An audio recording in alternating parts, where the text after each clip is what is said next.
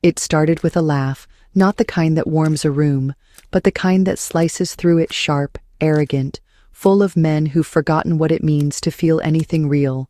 The penthouse was a temple of glass and greed, stocked with champagne, silk cushions, and men who made millions with the click of a button.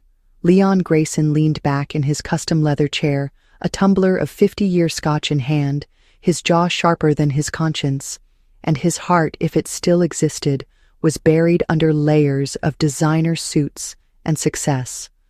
And then Blake, his oldest frenemy, the kind of man who always bets with other people's lives, slammed a shot glass on the marble counter and said with a smirk, "Bet you won't do it."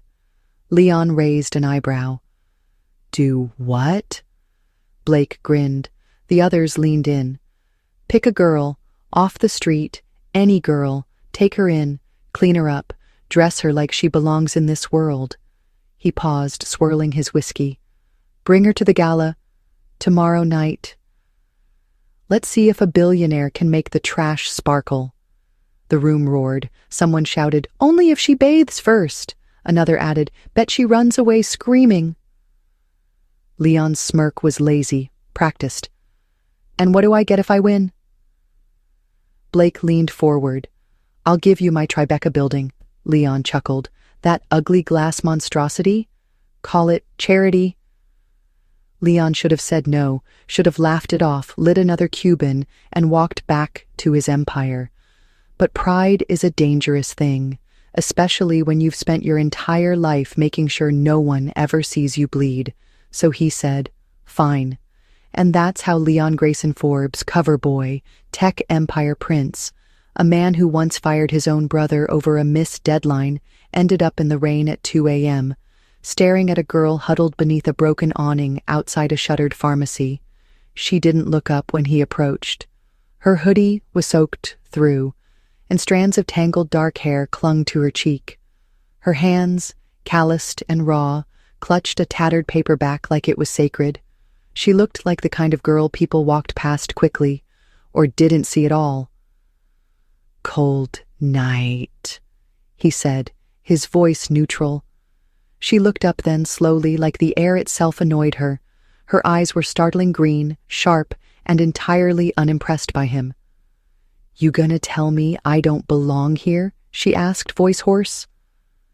"No," he said, stepping closer. "I'm going to ask if you want a hot bath." She blinked once, twice, then, "Are you high?" He smiled for the first time that night. "No, just rich and bored." And then, without flinching, she said the thing that would haunt him. "You think dirt is what makes someone dirty, but I've met people in $1,000 suits who stink worse than the streets." That should have been his cue to walk away. But instead, Leon Grayson reached out a hand. She didn't take it. Not yet. But something passed between them in that moment, something unspeakable. A dare, a warning, a question neither of them knew how to answer. He didn't know her name. She didn't care about his. But the game had started, and by the time it ended, the billionaire wouldn't be the one cleaning her up. She'd be the one exposing everything he thought he'd hidden so well. Her name was Sage. She didn't offer it. He had to ask 3 times, and even then she said it like it was a burden to pronounce. "Sage what?" he pressed. She looked at him, her eyes steady, unreadable. "Just Sage. People like you don't remember last names anyway." He almost laughed. She wasn't wrong. In his world, names were currency, weighted by legacies, bank accounts, and the number of floors your last name occupied in a building. Hers came with no LinkedIn profile, no family foundation, no digital footprint.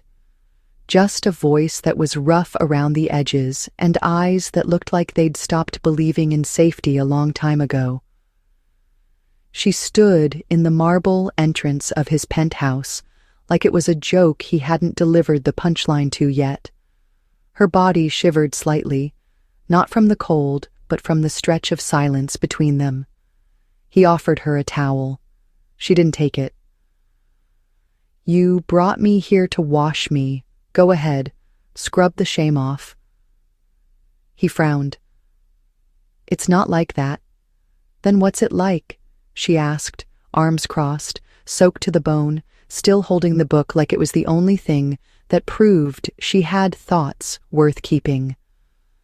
He didn't answer because he didn't know yet. Leon Grayson wasn't used to not knowing. At 32, he'd built one of the most powerful AI platforms in North America, sold it for a ridiculous amount of money, and reinvested it into biotech. He moved markets with a tweet, crushed competitors before breakfast, and ran marathons just to outrun his own mind. He was ruthless, efficient, cold, and everyone admired him for it. Except for Sage, who stood in front of his $1 million fireplace and looked at him like he was just another man with too much time and too little soul. That night, while she showered in his guest bathroom, water echoing through tile like some strange confession, he walked the hall restlessly. He should have left, dropped her at a shelter, sent a check, played the part. Instead, he poured himself another drink and stared out at the skyline, wondering why his chest felt heavier than usual. He'd brought women here before, actresses, heiresses, women who wore perfume that cost more than a year of rent in Brooklyn. They'd all looked impressed. Sage hadn't looked at the furniture once. When she finally came out, hair wet, wearing the clothes he left on the bed, a soft black sweatshirt and joggers he never wore, she looked smaller, not because of size, but because the weight she carried was no longer hidden behind filth. She looked at him, chin slightly raised, and asked, "Is this where the transformation happens? The part where you pretend I'm Cinderella for a night, then drop me back at the gutter?" "No," he said quietly. "This is where I offer you food, and maybe conversation." She stared for a beat longer, then shrugged. "Fine, but I'm not playing your rescue fantasy. I'm not broken in the way rich men like." Her voice was calm, almost bored, but her hands clutched the edge of her sleeve too tight. He noticed. He noticed everything now. They sat at the kitchen island. She picked at the sushi he had delivered, scoffing at the presentation. "You eat this crap every day? Some days, it tastes like cold ambition." He smiled despite himself. "What would you prefer? A grilled cheese, real butter, no truffle oil?" Her answers were never flirty, never coy. She didn't want to charm him, and that's what made her magnetic. He found himself leaning forward without realizing it, listening closer, watching the way her lips moved when she said something like, "People don't become homeless overnight. It's 1,000 quiet losses that pile up until your name doesn't mean anything to anyone anymore." He couldn't stop staring, not because she was beautiful in a conventional way, though she was, but because she said things that punched holes in his worldview. At some point she asked him, "Why me?" He answered honestly, "Because someone dared me to." She raised an eyebrow. "And you just said yes? For what? A laugh? For a building? You traded a woman's dignity for real estate? I thought it was just a stupid game." "It usually is, until someone starts bleeding." She didn't cry. She didn't yell. She just stood, placed the chopsticks down and said, "I'll sleep on the couch. You can keep your room full of guilt." And when she walked away, barefoot, hair dripping onto his expensive hardwood floors, Leon Grayson, the man who built machines that could mimic human emotion, realized for the first time in years he was feeling something real, and he had no code to control it. The couch was too small for her. He could tell, even if she didn't say anything. Her legs curled up, her arms folded beneath her head, and the thin throw blanket barely covered her shoulders. She didn't ask for more, didn't complain, didn't look at him again after walking away. Leon stood in the hallway for 5 whole minutes, just watching her back rise and fall in the dim light of the penthouse, wondering why this girl he barely knew had taken up more space in his mind than any woman ever had. He returned to his room but didn't sleep. He just lay there, staring at the ceiling, trying to ignore the sound of her shifting on the couch, the occasional cough, the silence too loud. The next morning she was already in the kitchen, barefoot again, hair tied back with a hotel ribbon, frying eggs in his skillet like she belonged there. When he stepped in, she didn't look up. "You were out of butter," she said simply. "I used olive oil. Hope that doesn't violate some billionaire breakfast code." He leaned against the doorframe, arms crossed. "You cook?" "I survive," she replied. Big difference. There was a mug of coffee already poured on the island, black, no sugar. He picked it up, tasted it, then raised a brow. "How did you know I take it like this?" "I didn't," she said. "I made it the way I drink it. You just got lucky." Over breakfast, the conversation wasn't light. She asked him why rich people always decorate in shades of gray, why his bookshelf had more awards than actual books, and whether he'd ever been in love or just enjoyed the idea of being admired. He didn't answer that one. Not because he didn't want to, but because he wasn't sure anymore. After the dishes were cleared, her insistence, she asked him, "So what happens now? You took me off the street, gave me a bath, and fed me. Does that earn you some kind of redemption badge?" He looked at her, eyes steady. "I don't know what this is yet, but I'm not finished." "With me?" she asked. "Or with the game you started?" He said nothing, and that silence said everything. She stayed another night. Then another.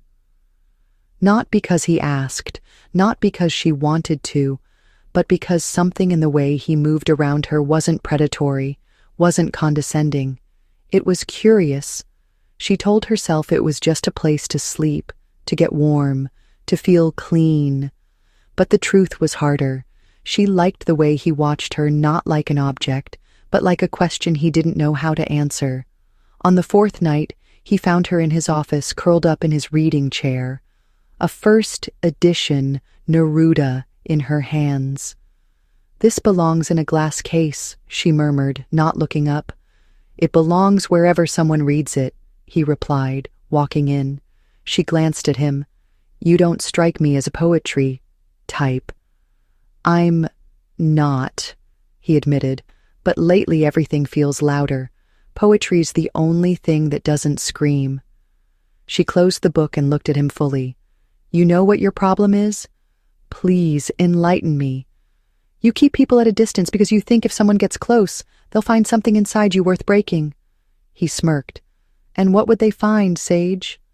"A boy who was never allowed to cry. A man who thinks silence is safer than surrender." Her words hit harder than anything a shareholder ever threw at him. He didn't flinch, but he didn't laugh either. He stepped closer.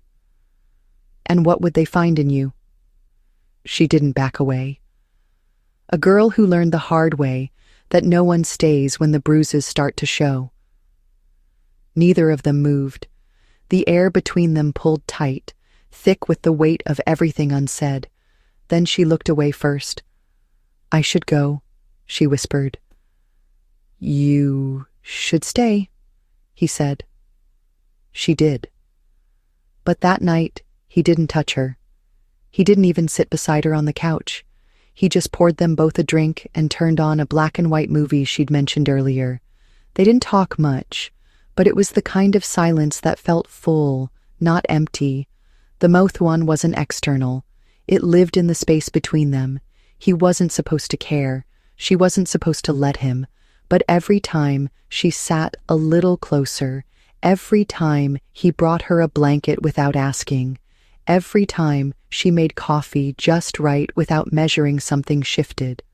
Neither one admitted it, but it was there. One night she asked him, "Do you believe some people are born to be alone?" He looked at her, really looked. "I think some people get so used to being alone, they forget how to reach for someone else." She nodded slowly, then whispered, "I don't think I know how to reach anymore." And without touching her, he said the thing that made her breath catch. "Then let me learn with you." The next morning, she wasn't in the living room. He panicked for a second, heart racing in a way he didn't recognize. But then he found her on the balcony, watching the sunrise in his hoodie, legs pulled to her chest, bare feet on cold stone. She didn't say anything when he joined her, just leaned her head against his shoulder and whispered, "I'm scared." He didn't ask of what. He didn't need to. He just stayed there, letting her fear press against him like truth.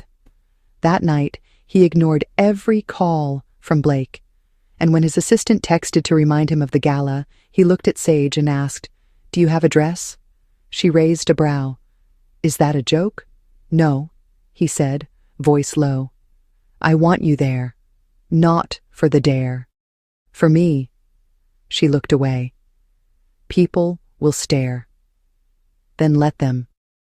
The walls between them were thinning, slowly, carefully, but not without resistance.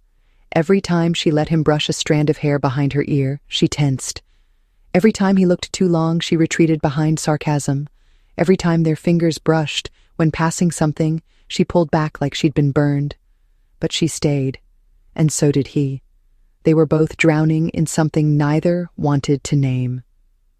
And yet, night after night, they kept diving deeper. What started as a dare had turned into something else entirely, and neither of them was ready to admit just how far they'd already fallen. The rain had been relentless. For 3 days, it came in sheets against the glass, drenching the city and painting every window with the kind of gray that made everything feel a little more exposed. Inside the penthouse, the atmosphere wasn't much different. Quiet, tense. Too many things unsaid pressing against the polished floors and designer silence. Sage had stayed, not because he asked her to, and not because she wanted to be saved, but because something about the way he didn't look at her like she was broken made it harder to walk away. She occupied the corners of his space with caution, like a shadow that didn't want to overstay its welcome. She read through his books, rearranged nothing, kept to herself. But she was there, and that changed everything. Leon wasn't used to presence. He was used to transactions, to people orbiting him because they wanted something: money, access, legacy. She didn't want anything, and that unnerved him more than if she had asked for the world. On the 4th evening, the sky went darker than usual. A storm cut the power, flickering the penthouse lights once, then again before they shut off completely. He found her in the study, curled into his reading chair, holding Neruda like it was a lifeline.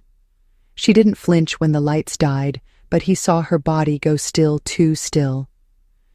He walked in slowly, footsteps light, as if the wrong kind of sound might splinter the moment.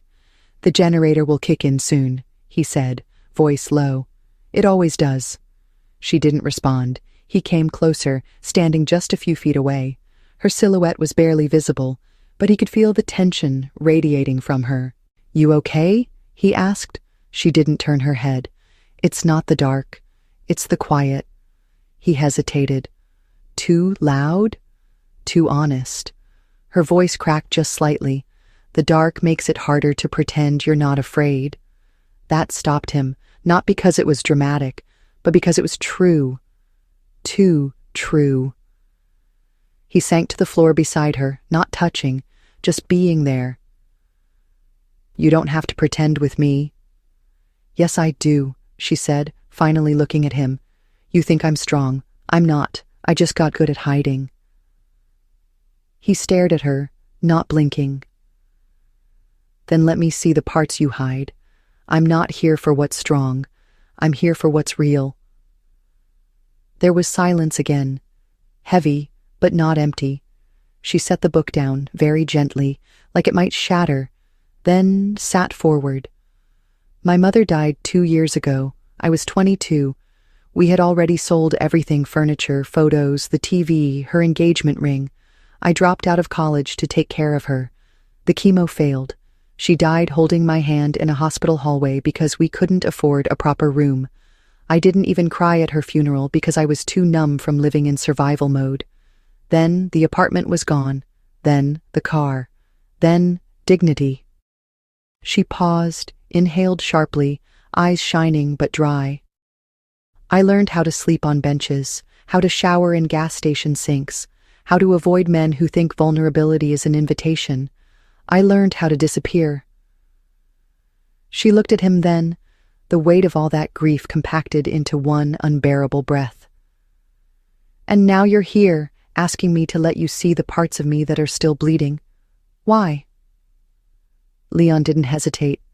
"Because I'm bleeding too." The honesty in his voice startled her. He hadn't meant to say it aloud, but once he did, he couldn't stop.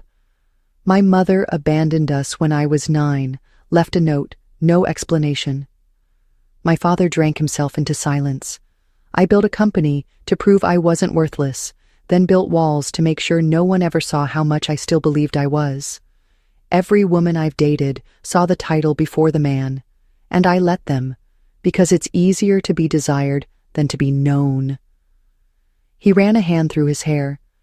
"You didn't look at me like I was worth conquering. You looked at me like I was interrupting your peace, and for some reason, that made me want to stay." She didn't move, but the air between them changed, less tension, more recognition. Two people who'd spent their lives pretending they didn't need anyone, finally speaking the same language. "I haven't painted in over a year," she said. "I'm scared the version of me that loved color is dead." "Then bring her back," he said. "I can't," she whispered. "You don't understand. The girl who believed in art didn't survive." He stood slowly, walked to a cabinet, and pulled out a blank canvas. Then another. Then a small box of brushes, unopened, still in its packaging. "She did," he said. "She just needs permission." Sage stared at the canvas for a long time. She didn't cry. She didn't touch it.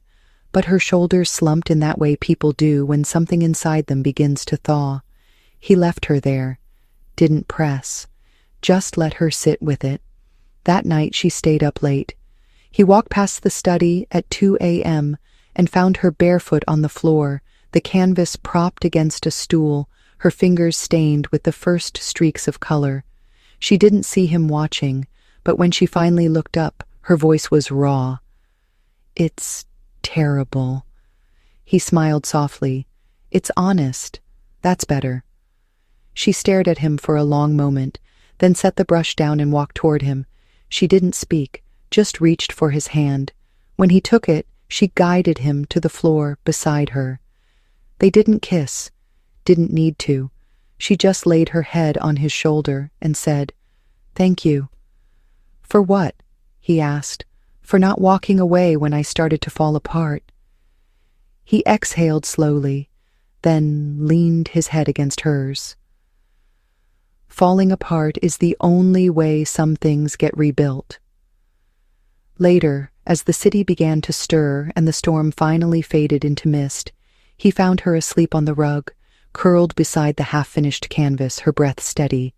He didn't move her, just draped a blanket over her body and sat there in silence, watching her chest rise and fall, feeling something inside him begin to shift, something permanent, something terrifying. For the first time in years, he didn't feel powerful, he felt human, and somehow that felt stronger than anything else ever had. It happened on a Thursday. The city was finally drying out, but inside the penthouse, the tension had grown quieter, heavier, softer somehow. For the past few days, they had developed a rhythm, two people orbiting the same space, never colliding, but constantly aware of the other's gravity. Mornings began with coffee and shared silence. Afternoons were spent in their own corners. He took calls. She painted in broken, frustrated bursts. Evenings were slower, filled with half-finished conversations, old music, and takeout containers neither of them bothered plating. They didn't talk about what was building between them, but it was there. It pulsed in the way she stopped wearing her hoodie, in how he started showing up to his meetings late just to hear her hum a few bars of a song while rinsing a cup. It lived in glances held too long, in brushes of fingertips across countertops, in the way she now fell asleep on the couch with her head on his lap, and he didn't move for hours because her breathing had finally become steady. That day, his assistant called 5 times. Blake called 3. The gala was that night, a fundraiser Leon had co-founded, televised, expected, essential. But when he asked Sage if she'd come with him, she just blinked, then said, You know what happens when you parade someone like me in a room like that? You make them uncomfortable, he said. Good. She stared at him, torn. You think if I wear the right dress, they won't smell the street on me? He walked up to her slowly, gently took her hand. I don't care what they smell. I care what you feel. She didn't answer, but that night she walked out of the guest room in a deep navy gown, simple, elegant, no sparkle, no frills. Her hair was tied back, makeup barely there, but when she looked at herself in the mirror, she whispered, almost like it hurt to admit, I almost don't recognize me. He stood behind her, adjusting his tie, eyes on her reflection. That's funny, he said, because I've never seen you more clearly. The gala was held in a ballroom full of glass and gold, and people who used compliments like weapons. Cameras clicked. Whispers followed them like perfume. Sage didn't speak much. She didn't need to. Her silence was louder than their laughter. She moved through the room with the same posture she'd had on the sidewalk the first night he met her. Dignified, unbothered. She didn't pretend, and that made her magnetic. Until someone whispered too loud. A woman in a sequined gown leaned toward her husband and said, Is that her? The homeless girl? The charity case he's dressing up? Sage froze. Leon saw it. Her hand tightened around her champagne flute. He leaned in, voice calm, lethal. She's not a case. She's the reason I still believe in people. The woman flushed. Sage didn't look at either of them. She walked out onto the balcony. He followed. You okay? You really want an honest answer? She said, voice low. I want the truth. Always. No, she whispered. I'm not okay. This world doesn't want me. It wants a version of me that doesn't exist. Then they don't deserve you? And you do? That stopped him. He stepped back, chest tight. I don't know. I hope I do. But I know I see you. I know I want to try. She turned slowly, finally meeting his gaze. Say that again when I'm not wearing satin. The ride home was quiet, tense, her hand in his, but not holding, just resting. When they got back, she walked straight to the window and kicked off her heels, her back to him. Do you still want me? She asked. He blinked. What? If I took off this dress, if I stopped pretending, if I showed you everything ugly and ungraceful, would you still want me? He walked up behind her, careful, reverent. Yes, he said, voice low. Especially then. She turned slowly. Her eyes searched his face like a question she'd been too afraid to ask before. Then, without warning, she kissed him. It wasn't polished. It wasn't slow. It was desperate, clumsy, aching. It was years of silence unraveling all at once. His hands didn't roam.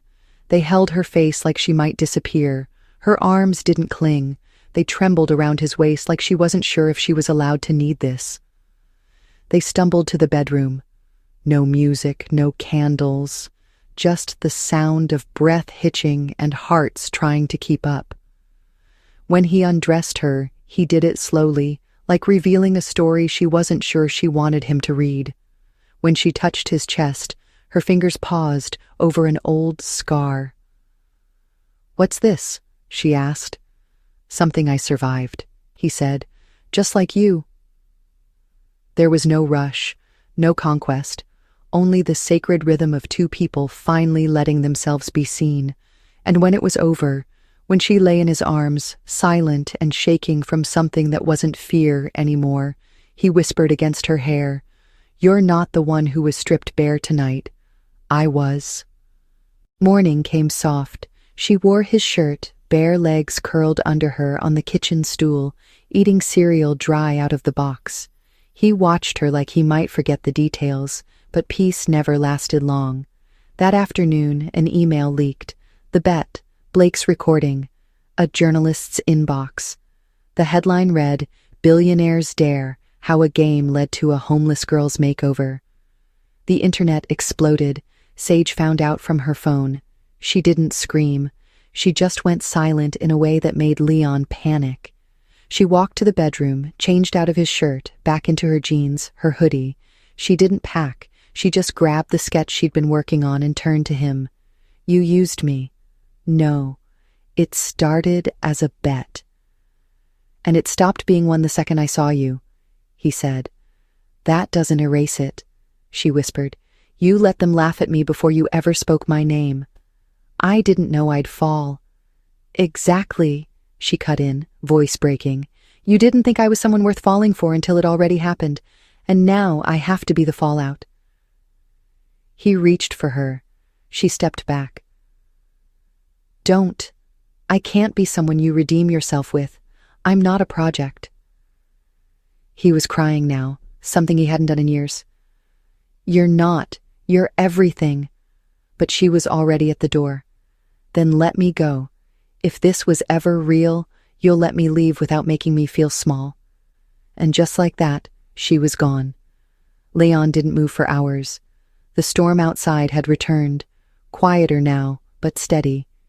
He stared at the space she left behind, at the brush still sitting in the cup of paint water, at the half-eaten cereal box, and for the first time in his life, he felt like a man who couldn't buy his way back to what mattered. And somewhere, beneath the ache in his chest, he knew. This wasn't about losing her. It was about finally realizing what it meant to love someone more than he loved being right. The silence was worse than the storm. Leon sat alone in the penthouse that had once felt untouchable, and now, with every echoing footstep, it reminded him of what he had undone.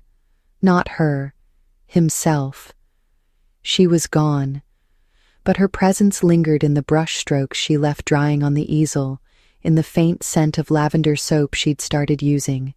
In the book on the nightstand, still folded to the page, she reread each night before falling asleep. He hadn't chased her. He wanted to. Every instinct in him screamed to find her, but her last words had gutted him. "If this was ever real, you'll let me leave without making me feel small." So he stayed still. For a man who once ran entire companies with precision, he was now barely managing to find socks that matched. The press tore into him. Blake laughed his smug laugh on late-night interviews, pretending none of this was personal. But it was. The board panicked. PR sent scripts. He ignored them all. 1 week passed, then another. He didn't go to meetings, didn't answer calls.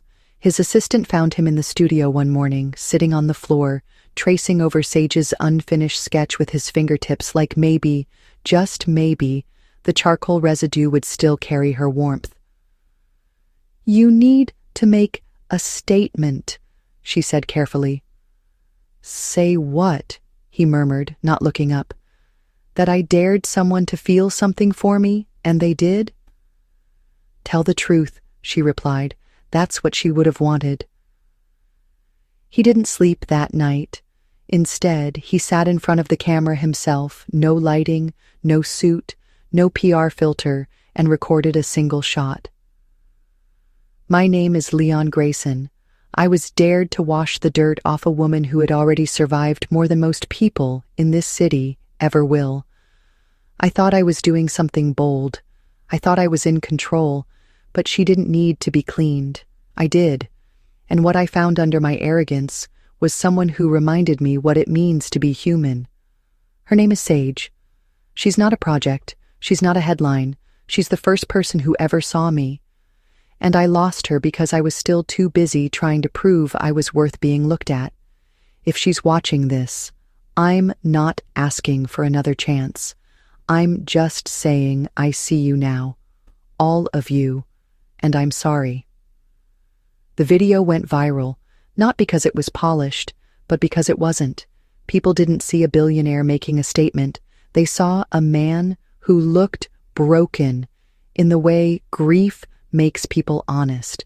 Still, Sage didn't reach out. Not the next day, not the next week. He searched quietly, no press, no entourage. Just him, following the only lead he had. The last art therapy center she'd mentioned, on the edge of Brooklyn, where she once said she used to volunteer before life took her hands. He found her there, not painting, just sitting in the back of the room, wiping brushes for the kids. Her hoodie was back, sleeves pushed up, hands stained with blue. She didn't look up when he entered, but she knew he was there. She always had a way of feeling the temperature shift when he walked into a space. He stood behind her, quietly, didn't say anything. She kept cleaning. Then, finally, she said, "What are you doing here?" "Trying not to ask for too much," he said. She turned slightly, not all the way. "I saw the video." "And?" "You looked honest." "I was." A pause. Not silence. A waiting. "Why now?" she asked. "Because I had to fall apart without you to see how much of me only made sense with you in it," he replied. She turned fully now. Her face was tired, but it wasn't guarded. "I'm still mad at you." "Good," he said. "You should be. I was a coward. I didn't protect you when I should have. I let them define you before I even learned how to describe you properly. You weren't the girl in the bet. You were the girl who made me care what kind of man I was becoming." She looked at him for a long time. "I didn't want to change you." "You didn't," he said. "You reminded me I could." Then she did something that wrecked him more than anger ever could. She cried. Just 2 tears, but they shattered him. He crossed the room slowly, reached out not to pull, just to be there. "I'm not here to erase anything. I just want to build something real, even if it's messy, even if it's slow." "What if I'm still scared?" she whispered. "Then I'll wait," he said. "As long as it takes. I'm not going anywhere." "You say that now," she said, not with bitterness, but with the sadness of someone who's heard it before. "Then let me prove it," he said, "with presence, not promises." She looked down, fingers tightening on the brush in her hand. Then she offered it to him. "Paint something with me," she said, "if you still remember how to be quiet with your hands." He took the brush, sat beside her, and they painted. Not perfectly, not with symmetry, but with a kind of trembling truth that only people who've broken together can create. Later that night, he walked her home. Not to the penthouse, to a small studio she'd started renting from another volunteer at the center. It was barely bigger than a closet, but there was a plant in the window and a mattress on the floor with real sheets and a stack of secondhand poetry books leaning against the wall like old friends. She invited him in, not with a kiss, with tea. They sat cross-legged on the rug, no music, no TV, just the sound of their breathing finally sinking. At some point, he whispered, "I don't deserve you." She looked at him and said, "No one deserves anyone. We just choose each other, or we don't." And then softly she added, "I'm choosing you, but slowly, don't rush me." "I won't," he said, "even if it takes forever." "Forever's too long," she said. "Just show up tomorrow." And for the first time in a long, long time, that was enough. 3 months later, no one talked about the bet anymore. The headlines moved on, the press found new scandals, and Blake was too busy trying to salvage his own reputation to bother with Leon's. But Leon didn't care. He had stopped checking the news, stopped trying to fix his image.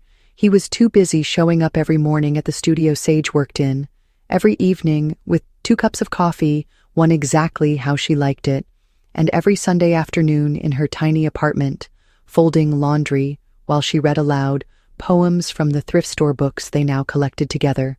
They didn't move in together. Not yet. She said she needed space to be her own person again, and he respected that, but he left a toothbrush on her sink, and she kept a hoodie of his by the door. It was enough. Some nights he stayed late not because they were intimate, but because the intimacy now was quieter.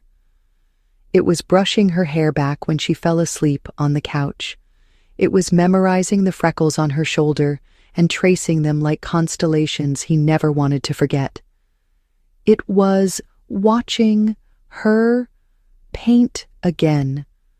Really paint, not with fear or apology, but with the kind of hunger that only comes when you've seen the edge of nothing and decided to create something anyway. One night, while they watched a documentary neither of them cared about, she turned to him and said, "You never told me what changed." He looked at her, thoughtful. "What do you mean? What made you stay, not just show up? Stay." He was quiet for a moment, then answered, "Because you didn't ask me to prove anything. You just asked me to be someone I wasn't ashamed of." She smiled, small but honest. "You think love is that simple?" "No," he said, brushing a knuckle against her jaw. "I think love is messy and hard and sometimes cruel. But I also think love is what happens when you decide to stay through all of that anyway." They sat in silence for a while, the kind of silence that felt full. Then, very softly, she said, "You weren't supposed to feel anything. It was just a dare." He leaned in, resting his forehead against hers. "And then I met the one woman who dared me to feel everything." She didn't cry. Not this time. She just closed her eyes and whispered, "You think I was the one who got cleaned up, but the truth is, you're the one who learned how to stop hiding." He nodded. "You undressed my soul long before I ever touched your skin." Outside, the city moved on. Lights flickered, sirens hummed. But inside that quiet room, two people sat close enough to hear each other's hearts, and for the first time, they weren't afraid of what might be heard. Because sometimes, the worst mistake you make daring to feel, daring to risk, daring to love someone who doesn't look like what the world says you deserve, turns out to be the very thing that saves you.